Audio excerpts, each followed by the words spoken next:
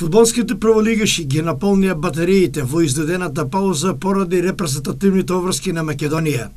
Некој одмара, а некој одигра контурни средби со цел задржување на надпреварувачкиот континуитет. Екипата на Брегалница од Штип тркна до Солун, каде што извојува брилјантна победа за престиж над екипата на Ираклис, изразена со резултат 2:1. Она што радува покрај победата е одличната игра на штипските плави, на кои им не достигаа надпревари за уигрување на многуте новодојдени фудбалери.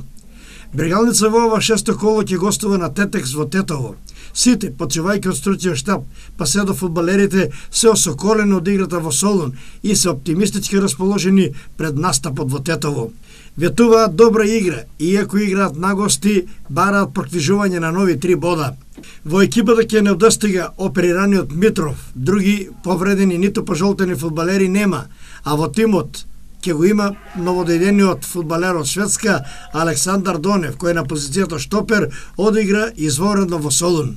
Од канцеларијата на генералниот секретар на фудбалскиот клуб Брегалница Гоце Бојчев пристигна информацијата дека неопходните сертификати за Лази Илијав од Србија и за Горан Здравков од Шведска се испратени и дека најверојатно се пристигнати, но според реакцијата на секретарот Бојчев од просториите на Фудбалската федерација на Македонија нема повртен одговор поради наводно неработење, односно спојување на празниците.